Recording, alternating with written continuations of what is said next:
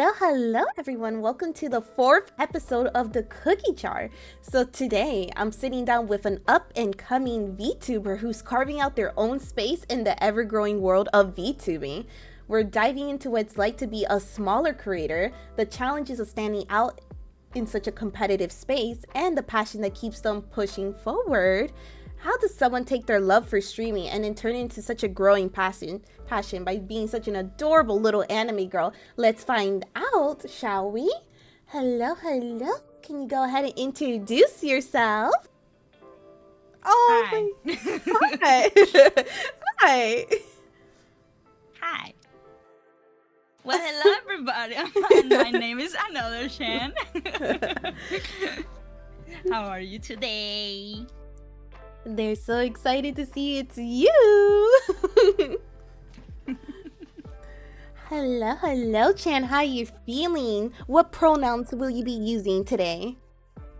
So I'm feeling I'm low-key nervous and as in pronouns, I go by she, they. I don't care. TBH, you can call me she, her, he, her, whatever you feel like. TBH, I mostly do not care. But I mostly go by she, her. Perfect. So, Chan, are you ready for your very first question? Yeah. Alrighty. So, Chan, what made you become a streamer? Okay, so I was thinking a lot about how to answer this question because there were several things that did make me wanna be a VTuber, well, a streamer in general. When I was back in Cuba, we had this thing called El Paquete, which is basically people that live outside of Cuba. They pick up like every single like new thing that comes out, like new YouTube videos, dramas, TV shows, and all that, and then they bring it to the country, and then they will spread it around. And then from there, I realized about the existence of YouTubers. So I was watching YouTubers for quite a long time, since like middle school, like when I was like 13 or so. And after like a long time, maybe like in 2016, 2017, I discovered streamers, because some of the YouTubers that I used to watch, they started live streaming. So I was like, oh, that actually seems a little bit more low-key better than actually, having to do a YouTube video editing, whatever, and then posting it. So live streaming is just on the moment, and then you just go with the flow. So I was like, wow, I wanna do streaming too, and then I started streaming. Oh my god, that was really cute. Honestly, I actually didn't know about the paquetes thing. That's actually super cool to know about.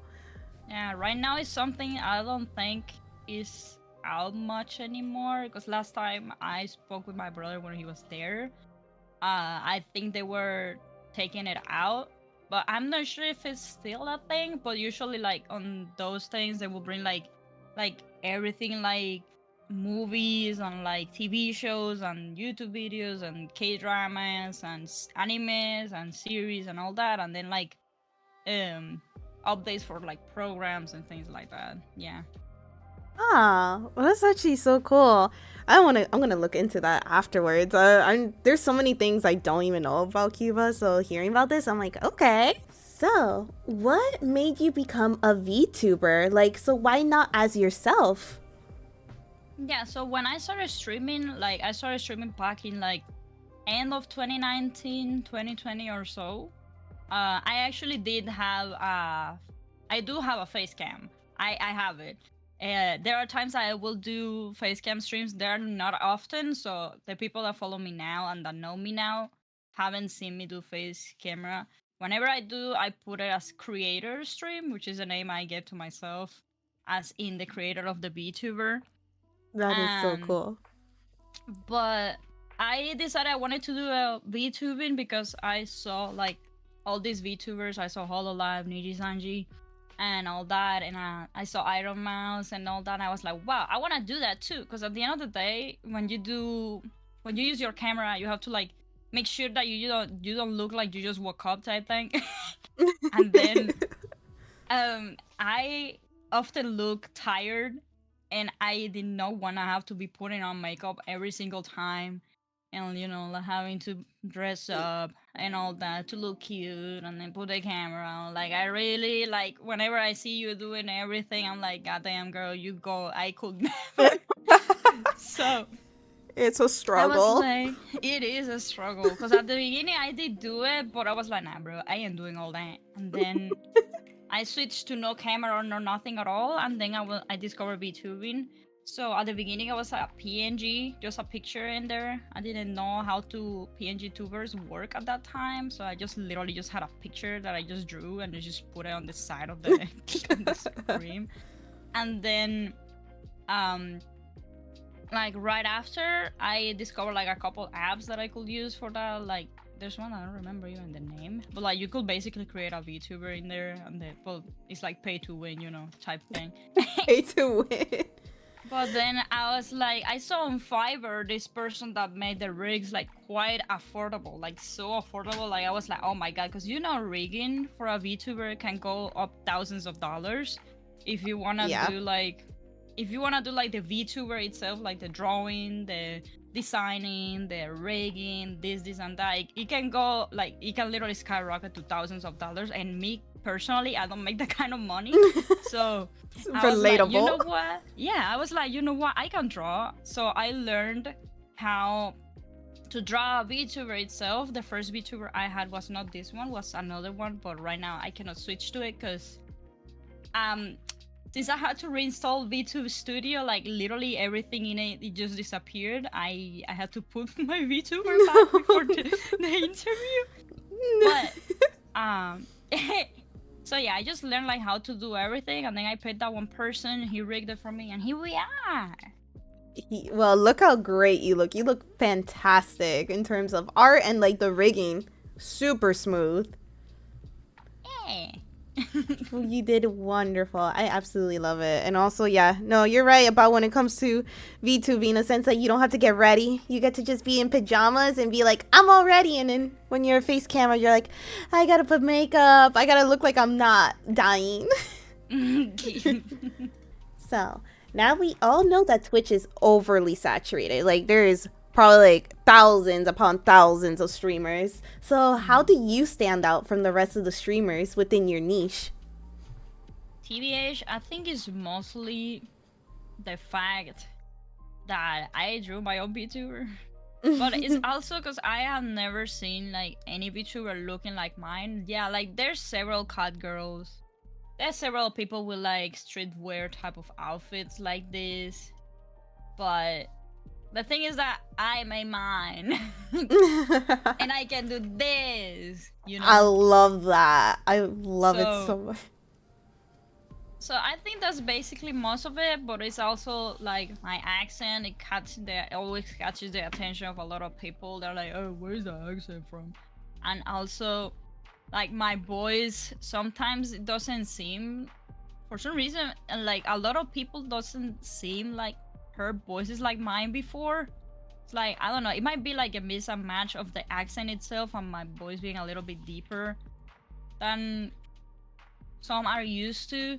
So, and it's also, I don't know, it's mostly also, I don't know, bro, it's maybe the violence cravings in me. I just crave violence. Oh my god, little violent gremlin is what you are. Yeah. I think the accent's adorable. That's my favorite part, the accent.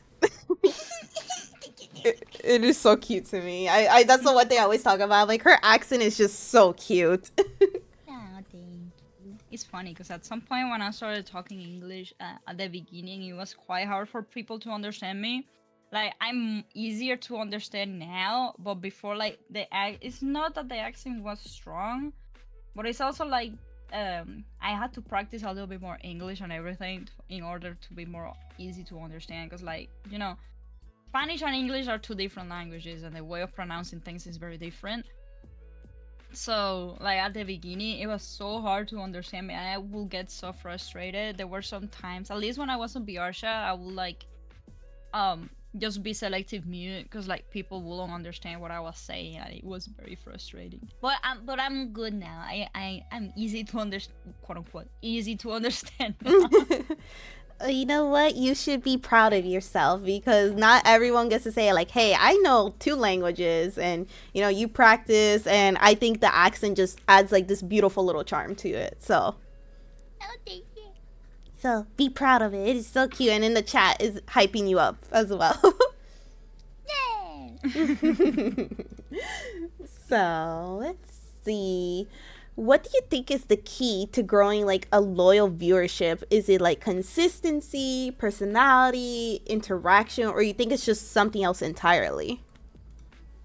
TBH, I think it depends on the person. Because I could tell you maybe like streaming every single day, but I know people that they only stream like 3 times a week and they have like a loyal fan base, you know? There's people that they are not very interactive with their chat, but people still like watching them and they have a lot of people.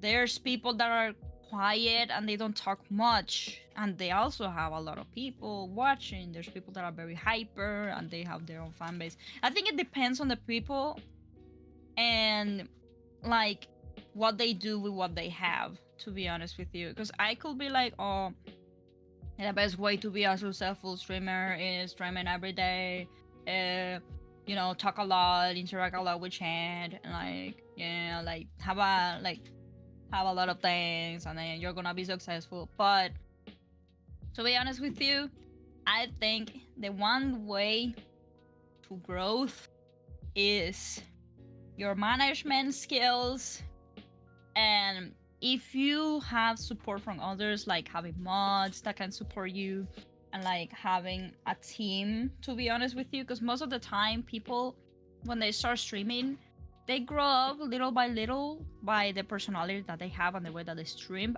but they usually find the biggest growth once they have a team of people helping them grow, with like posting videos on TikTok, Instagram, Facebook, YouTube, and things like that. Having editors, managers, people that help them find what's the best thing to do, and then they do it, and then that's how they grow. So when you do everything yourself, it can be quite difficult to do that. But there's people that manage, to be honest with you, to do everything, and they still have a very huge fan base. So it depends on the person, TBH. No, that definitely makes sense for sure. Like I think like there's a lot of truth for what you say, like with a team behind you, because of course like one person can do it on their own, and I've seen many people do it. But like when you have a team, it makes things a lot easier because then you don't need to like spread yourself out thin, like hoping like, okay, it's like I gotta edit this, now I gotta do this, I gotta post it here. It's just when you have like a support system like that, it could take you pretty far. Mm-hmm. So, have you ever like adapted to like the latest trends of Twitch? Like, what are your thoughts of playing what's popular versus playing what you actually like? To be honest with you, there was this time I was just streaming games that had a lot of views and things like that. I was streaming like a lot of Fortnite and Valorant and Dead by Daylight, and it was pain and suffering. But because the thing is, like, at some point I did want streaming to be my full thing, but so I just kept streaming things that were popular and will give me like more viewers and things like that, and I do not recommend that. Because like it made me very frustrated when I was not seeing the growth that I was expecting, and because at the end of the day, streaming is mostly a hobby, at least when you're starting, unless like you're already partner and you know that you are gonna have a stable income and everything. You shouldn't be thinking about it as your actual career or anything like that, because you're just gonna get frustrated, TBH. Because I went through that, and then I had several hiatus because of it. But right now I'm chilling, being chilling. Let's go. So, like you mentioned about like wanting it to be like your career, is that still like a thing, or you're still treating it like a hobby no matter what? I hope at some point I become big enough that I can actually be my thing. But for now, it's just my hobby. Because at the end of the day, I really enjoy streaming. And when I started to begin with, it was just as a hobby because I really wanted to, stream and then meet more people with this that like the same things as I do, and then just meet more people and then interact. But it's just that at some point I got lost in the sauce. but but TV for now it's just all fun and games, and then hopefully one day it becomes more. But for now, I'm just working hard. I'm sure it'll happen. And even if it don't, like, you know what, you're having fun, you're making friends, and you, like you said, it's a hobby at the end of the day. Mm-hmm. So did you see actually more growth when you got off of the popular games versus playing what you like? Most of my growth came a lot of the people that follow me because of the by daylight. So that 1 year that I was just straight up playing the by daylight is when I got the most people. But from then on, I was just playing the games that I wanted, and I just feel happier being able to do whatever I want and not caring much about whether or not I hit the goals that I want. Because at the end of the day, I just want to have fun and stream. And I feel like at the end of the day, when you're having fun, people also feel that you're having fun and they also enjoy being there. Because like not long ago, I did a Sims 4 stream and I was literally just building for 5 hours and decorating a house. And I had the most viewership I ever had in a little bit of time. And I was literally just chilling, building, and just talking random stuff. And people were there, I enjoyed it. So, yeah. You gotta play more Sims. People were enjoying. Yeah, I'm gonna play more Sims. Oh my god, wait, I didn't know you were streaming Sims. I love the Sims. Like, the Sims community always pulls through. Mm-hmm. Now you have to. Wait, I would love to. Oh my god. I need to turn on notifications for everyone. I have them all turned off because I follow so many people. Yeah. Oh, but it's true, when you're having fun, I think a lot of people do feel it too. They're having fun with you, because obviously there's some streamers that bank off the fact that they're in an awful mood and people are like, haha, funny. Yeah, bro's raging at the easiest game ever. It's so funny, look at him. But I'm sure it gets tiring after a while. It's like, damn, I'm always in a bad mood. And these people are here only for my bad mood. Yeah. So, banking off the question from before, how do you feel about playing the new games versus sticking to the games your audience already know well? So, would you prefer playing a game that your audience already knows, like Dead by Daylight, or would you always like to change it up no matter what? I always like to change it up no matter what, because at the end of the day, I am the person that is playing it, and I just cannot play the same thing over and over again. Unless it's just like outside of stream. Because when I'm streaming, I feel some pressure to be entertaining, and a lot of times when I'm playing Dead by Daylight, I'm not having fun. It doesn't matter usually it's when I'm playing survival, because when I'm playing killer, I'm having fun regardless, because I don't know, I just go psycho mode. But I feel like people really enjoyed it when I was playing Poppy Playtime, and that's a game that I wasn't playing much before until that time that I just started playing it. And I just decided that I just play whatever I feel like, and then we'll just roll with it. I think that's the best way to go about it, because it's just, obviously you want to like entertain the audience, but you also gotta like entertain yourself, because if you're like just there like, I hate it, it's just, they're gonna know. I don't like this game. And then you're just bored, and then people feel that you're bored, and they get bored too, and then it just becomes like the cycle of like everyone's bored now. Yeah. So have you actually had an audience member complain about like what you're playing? Like, for example, like you're not playing Dead by Daylight like how you used to, so have you had people come in like, when are you gonna play Dead by Daylight? Thankfully, no. Because whenever I play Dead by Daylight, the people that used to watch me for Dead by Daylight will come around. But if I am not playing Dead by Daylight, they usually doing their own thing.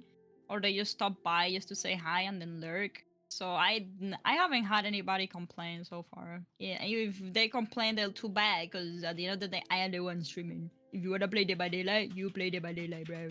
Exactly. Because there are some people that come in and it's just like, why are you not playing this game? And I was like, because I don't want to play it. Simple as Yeah, that. like bro, be for real. Like if you wanna see a streamer playing the game, like literally just search Dead by Daylight on the search bar. There's hundreds of people playing Dead by Daylight. For sure. It also shows that they're there for you rather than the game itself as well. Yeah. Which is important. Yeah, you have the true others who are there for you no matter what.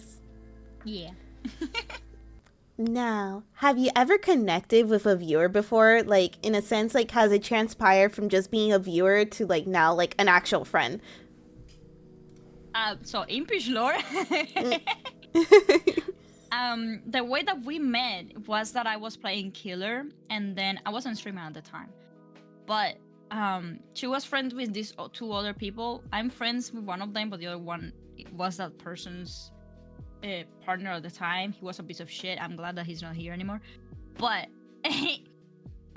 she was in their chat, and then they were both streaming, so I went there to say hi and things like that, and then we all became friends. And then like Lord started becoming a recurring viewer of mine, and then we started playing a lot, and then here we are. We have been friends for 2 years now of all randomness and stupid shit.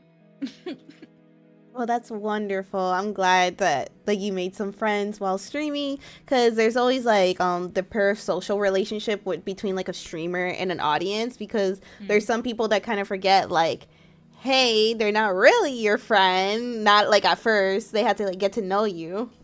Yeah. So I think it's cute that you guys were able to like connect and stuff, because there are some viewers that are just like, we're automatic friends. It's just like, no, honey bunny, that's not how it works. Yeah, no, I do have people like that. I haven't seen them in a while, but I did have people like that before, and the thing is that I am not the type of person to entertain people on that matter. If I see someone that is making me uncomfortable, I'll be like, bro, I'm gonna need you to back out, because sincerely, you need to stop. Like, I don't entertain that type of things. Whenever people just start crossing my boundaries, I'm like, bro, I'm sorry, but actually, I'm not sorry. Anyways, you're banned. Like, you're there with a ban hammer. Yeah, no, I just cannot. Like, I am the type of person, I like my space, and I don't like my space to be touched by people that I don't want there. So if people suddenly feel like they're my friends and everything, I'll be there for a while, unless I see that they are starting to get too weird about it and things like that. And then they like, you know, when it starts getting weird, I'm like, bro, am I be for real with you? Like, I don't want to be around you. So yeah. So what would you consider like weird? Like, where's like the limitation of like, yeah, no, this is too much? Yeah, so I had this person before that I will be like, for example, let's see.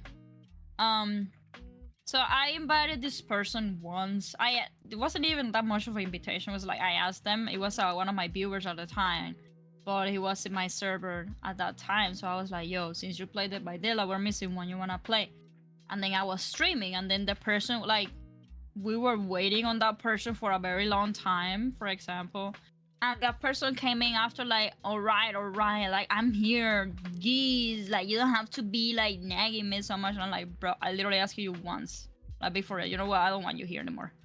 But, like, also people that they feel like they're entitled to me because they have given me things. No. Like, if you gave me things, it's because you feel like you have enough money to be throwing it around at a random VTuber that you see online.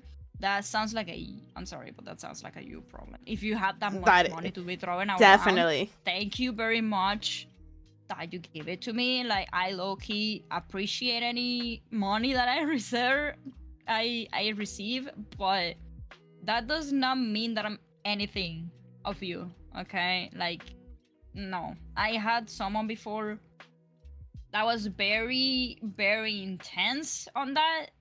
And really? It was a long time ago. So thankfully that person found someone else that he decided to be like that too, which thankfully I didn't have to do much about. but I was about to step down, like to put my foot down on that, but like he already found another VTuber better, so He's like, I found my new waifu. He's like, I'm moving on. Yeah, I moved on, and I'm like, God damn, thank you. We're like, thank goodness, the curse is gone. Curse is gone. The bad thing is that now I didn't have my gifted subs anymore, bro. That was depressing, but it's okay. Because at least I have my peace of mind. As we move on to the final question, so Chan, do you have any advice for anyone starting off streaming? Yes, do your research before you start streaming. When I say do your research, it's not just look at people's videos. Learn before you start streaming. Learn what program is best for your computer to use for streaming. Learn whether or not you want to use your camera, PNG tuber, or VTuber, because depending on what your option is and what you have will be the things that you have to do in order to accomplish that. Because if you just want to do, for example, video camera streams, you have to make sure that whatever is behind you actually looks tidy and, you know, No. you're not streaming for like a little friggin', you know, a dumpster type thing. Yeah, dumpster. For a bedroom, you know, like make sure, like, you know, the things that are behind you are like, you know, easy to look at. If you're streaming, obviously make sure that you look like a person, you know, when you're streaming. Don't be streaming like looking like you literally just got out of the dumpster itself. So yeah. Alex. Like, at least, because like the thing is, when I say this, I don't mean like be a pretty person. No, like be like, bro, don't be dirty. Don't be dirty. Don't be smelly. Don't be stinky, bro. You know, like take care of yourself. You know, because at the end of the day, it's not about being a pretty, handsome, or anything in between. It's about whether or not, you know, because if you have a great personality, people will love you for your personality, but at the same time, you know, make sure to not look like you just got out of the dumpster and then you just turn on the camera, bro, you know? It's like, yeah. Like queso. Queso. No, but the problem is that you look at Queso and you think that he doesn't take care of himself. He takes care of himself. It's just that he just wears cozy stuff. But like, he could totally look like he just ate 3,000 burgers or something and just have it all over himself. But you never look at him like that. He's always clean. That's true. Clean. He's clean, gordito. He's clean. Thank you once again for joining us today. I very much appreciate you, Chan. Again, thank you so much. It's been such a pleasure just getting to talk with you and learn so much about you. And hopefully our audience learned a thing or two about you as well. Thank you so much for inviting me. It made me so happy when Cookie was like, you wanna be the next guest? I'm like, yeah! Of course, I was just waiting to see like when would be the perfect time. But I'm glad it finally happened. I've been looking very much forward to it. Yeah! I'm very excited. I was low-key nervous at the beginning. I was like, But then during the game, like during the stream itself, we were just chilling, so I just went with it, and it was poggers. Yeah. Exactly. It just went super well. Well, that's how you know, Chef. That's how the cookie crumbles. So, where can our viewers find you online? What socials? Yeah, so you can find me on Instagram, Blue Sky. You can also find me on Discord, obviously. You can find me on Cookie's server, just another channel or another, other socials. You can find me on TikTok. I have so many TikTok accounts. You can find me on TikTok as another underline Chan, another Cepero, and another Chan Art. Those are my 3 main accounts that you can find me as.